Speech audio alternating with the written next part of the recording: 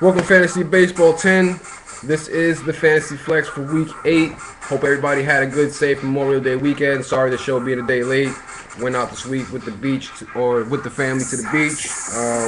Before all the oil gets up here, you know what I'm saying? I live in Florida, so right now the Gulf of Mexico is looking like the Gulf of Texaco. And let's get up into the standings, however.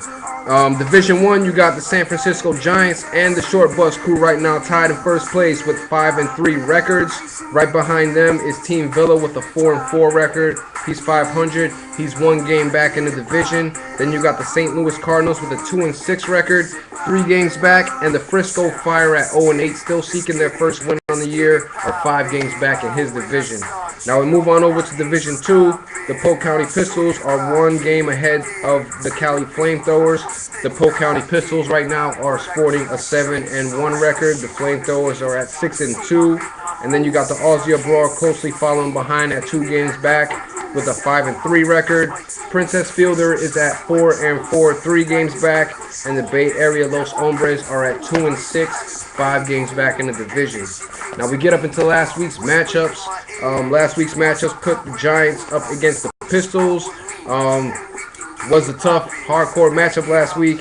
A lot of streaming, a lot of points going down, and I guess eventually led to some new rules.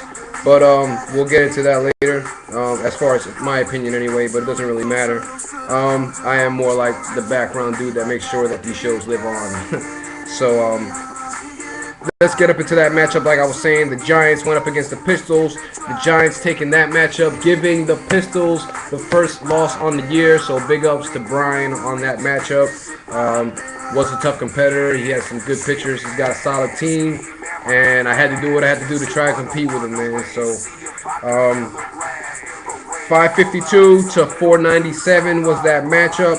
Matt Cain was the high man for the Giants with 50 points. He put up a 50 spot in 1 start, folks.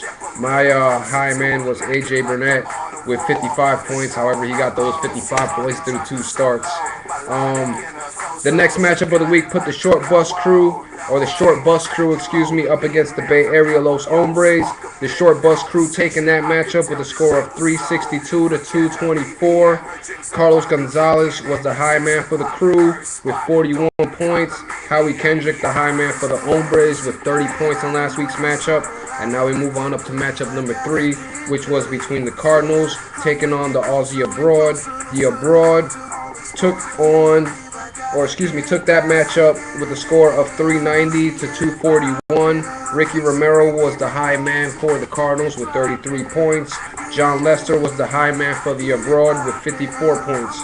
Now we move up into the 4th matchup, which put Team Villa going up against the Cali Flamethrowers. The Cali Flamethrowers killed that matchup last week with a score of 582 to 266. The high man for Team Villa, Adrian Beltre, with 36 points. The high man for the Cali Flamethrowers, folks, get ready for this. Congratulations, Roy Halladay, 128 points on the week. Ridiculous. So shout outs to the Cali Flamethrowers there for having the most points on the week and for having that pick, man. Wait for things to work out for you. Last matchup of the week put the Frisco Fire up against Princess Fielder. The Frisco Fire, like I said, were still seeking their first win. However, the Princess was not having that. The score in that one was 351 to 341, so it was a close matchup. However, the Princess was on top in that. Brett Cecil was the high man for the Frisco Fire with 58 points. For the Princess, John Garland with 47 points. And now we get up into the Week 9 previews, which right now are currently underway. So check your scoreboard tabs for more information. The 6-2 Flamethrowers this week are going up against the 7-1 Pistols. So important matchup for Division 2 right here, basically, because this could throw Cali in a tie with me, or we can gain distance. The next matchup puts the 2-6 Los Hombres up against the 2-6 Cardinals. So they both have identical records. They're both trying to be and get away from the bottom of their divisions. The Short Bus Crew at 5-3 are taking on the 5-3 Giants. So we got a lot of matchups this week, folks, with people with something to prove. Then you got the 4-3, or excuse me, the 4-4 Princess Fielder taking on the 5-3 Aussie Abroad in the fourth matchup. And in the last matchup of the week, will the Frisco Fire get their first win of the week? That is seeming to be the story of every week right now. 0-8 record going up against the 4-14 Villa. If Villa has a bad week, it could happen. Let me see here just for shits and giggles. This is just something I like to do. If the Frisco Fire were playing Team Villa last week, he would have got that first win. So let's see if we can turn things around. And last week, the Frisco Fire put up 341. Team Villa only put 266. So if he has a good chance to do it, it might be this week. I don't know. That's just a guess. I'm no analyst. I just play fantasy baseball, folks. And then let's get up into the league leaders of the league, and then I guess we can wrap up the show for the week.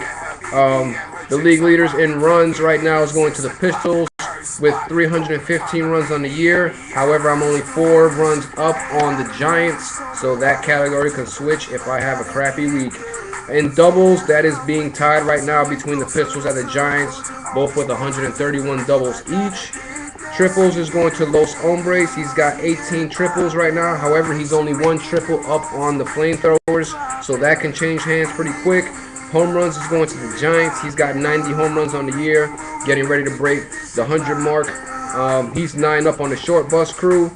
The Giants also have RBIs as well. He's got 327 RBIs. However, he's only 8 up in that category to the short bus crew as well. So the short bus crew are right behind him in home runs and RBIs. Base on balls, that's going to the Princess Fielder. She's got 254 walks on the year. She's 12 up right now from Team Villa. Strikeouts, that's going to Aussie Abroad with 455 strikeouts on the year. He's 38. I guess I want to say up, but I guess it's really down. He's 38 down from the Cardinals. So the Cardinals basically need 38 more strikeouts to be the worst one in the league. Stolen bases, that's going to go to the Cardinals. He's got 99 stolen bases on the year. He's 27 up in that category. The Los Hombres are right behind him, if you want to call that, but he's in second place, 27 down from 29. So do the math, folks. I'm not going to do it all for you. Caught stealing, that goes hand in hand with stolen bases. So the Cardinals got 30 have been caught stealing 30 times this year. He's 8 down in that category. The Frisco Fire are right there down with him. And we move over to the pitching categories. Pitching categories I know have been watered down, so I'll just go over, I guess, basically the main ones. Strikeouts, that's going out to the Pistols. 605, 61 up in that category to the Giants, so the Giants are right behind in the strikeouts category. All it takes is a good or bad week from either one of these teams. Shutouts is going out solely to the Flamethrowers. He's 2 up on the Aussie Abroad with having 4 shutouts on the year. Wins is going out to the Pistols with 59 wins, 11 up in that category, only ahead to the Flamethrowers who are 11 behind me. Losses is also going to go to the Pistols, myself as well, with 51 losses on the year. I'm 16 games or 16 I guess losses down in that category. I have the most losses in the thing, and the next dude coming closest to me is 16 games away, which would also be the Flamethrowers as well. Saves is going out to the Aussie Abroad with 46 saves, 14 up against the Los Hombres, and that is the league leaders throughout the year so far. I guess last but not least, I guess just put my little input so that way I don't have to type it all out, in case people do tune into the show.